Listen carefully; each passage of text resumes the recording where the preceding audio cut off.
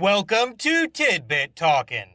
This is a series that consists of spewing out assorted thoughts which arose from somebody who thinks too much, taking in, and generally loving various entertainment media by the boatload. These tidbits may be little theories, observations, or simply jokes. Please bear in mind that all these ideas come from the perspective of somebody who's experienced every main story bit connected with whatever is currently being gone over. So spoilers will be here. However, other works set in a shared continuity will typically solely be referenced in a way that only makes sense to anybody who's also fully experienced those ones up until their same time occurring points. Sort of a coded nod kind of deal. Now, with all of that out of the way, here we go.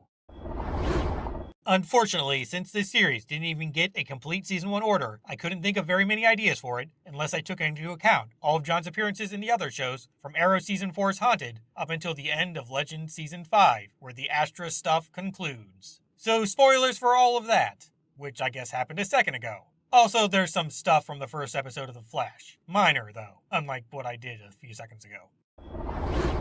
Est Asylum. Jasper likely taught John about the multiverse after he became aware of all those different realities he could see into. The strongest point of said true capability awareness probably came after someone with precognitive abilities in another world saw themselves needing Earth 1 John's help. This led to the aforementioned, mostly hypothetical individual screaming for help or whatever, which in turn resulted in Mr. First Earth Constantine meeting Lucifer at some point. John's visions of Astra when having that near-death experience may be either a divine or infernal power, preparing him for having to meet corrupt adult her in hell. The helmet of Naboo may have wound up in John's bunker after Kent Nelson retired from a new JSA. He may have even been the aforementioned organization's sole member. Regardless, this group would have formed after everybody in that first one scattered throughout time and space for sacred spears securing safe. Furcifer, who controls and manifests through electricity, may have gotten help breaking through to mortal-occupied places by hitching a ride on lightning from the particle accelerator explosion. It did rip into multiple realities, after all. Richie's interest in way out there ideas might have compounded with those wacky notions held by a certain Dr. John Deegan, with whom he shares an uncanny resemblance, making them both look extra crazy in general public found eyes. In other words, there'd be multiple conspiracy theories about how two of the biggest conspiracy theorists around are secretly each other. When Liv screamed, "That's not Astra," after seeing a demonic face, it may have actually been said John Failure symbolizing girl, after she had started getting corrupted in hell, of course. Missouri, where Central City is located, has one of the higher scry bloodstain counts on Constantine's map. Many supernatural creatures could have hopped over to said place when the particle accelerator ripped a hole in reality. The rising meta presence over there would have made an impossibly efficient cover, after all. The darkness beneath. John's journalism lie may go further than him just using it for sneaking into places. He could easily have Chas or some other ally fabricate stories about the incidents resolved by him in order to cover up both his work and supernatural stuff's general existence. These overly effective freakiness-hiding news pieces would also be why Iris's Flash Season 1 blog apparently never mentioned any of the events Constantine took care of. John may also typically reserve the honeymoon suite, so it doesn't seem weird if at least one other person around overhears him conversing with somebody else, which in most cases would actually be a summoned spirit or whatever. It'd work especially well because he could always play off any bizarre words or screaming as super kinky role play. Constantine had trouble thinking up a useful spell for escaping that mud-filling car right away because he needed to figure out how all the not evil spirit vehicle-contained folks could get expunged without pulling any violently enraged miners alongside of them, or doing anything else that would cause more damage. This priest guy is probably quite open to the supernatural despite his recent loss of faith because he's been reading Iris's meta-activity describing website and has thus learned that there are several other ways to blatantly defy normalcy around nowadays. That miner's wife used the term Romani rather than more common and degradation-intending terminology like gypsy as a way to gauge responses of those investigating her and figuring out who's knowledgeable about supernatural hoopla. The Devil's Vinyl. The nails from that saint's coffin would likely still have a chance at tracking somebody who removed one from their person, because scrapings and or other kinds of residue could remain after said event happened. Granted, the other nails would still be supernaturally surveyed, but whatever ones were reduced to remains would probably suddenly be moving a lot less. So yeah, more suspicious. Constantine seems quite rattled when Ian's wife mentions the guy having cancer. John almost definitely knows about his own lung-centered terminal cell overgrowth at this point, with his stint at that first episode Asylum possibly being the latest time he'd have learned about it, as it's likely someone there ran blood work or other more physical tests to determine if his apparent demonic delusions were caused by genetic problems or whatever. The literal eating of one's own words probably nullifies a magical contract because it's fueling a person's life in rather traditional ways, granting said individual's soul an opportunity to reroute all that power junk. A feast of friends.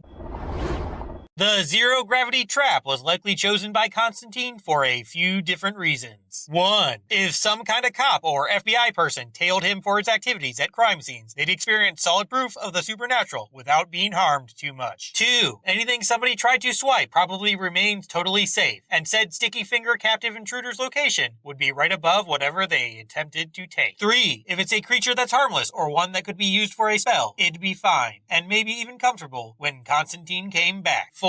Not actually a reason, but this zero-gravity spell might have been what John was practicing while nude and blood covered. Zed's first visions of Gary always seem to be of when he starts taking or injecting something. This is likely because these are the moments where his mind is most clear before all those incredibly him-centric things happen. Miss Magical Mystery Maiden experiences all his lows but none of the highs, so she has insight on how to convince him he's inflicting irreversible damage upon himself in a way nobody else can. Most psychedelics making Constantine throw up now maybe because whatever medications he was forced to take at the asylum rendered him all bad reaction having. It also might be the lung cancer. Plus, both things would be on top of his guilt over Astra having an intensely detrimental psychosomatic effect on his general physiology too.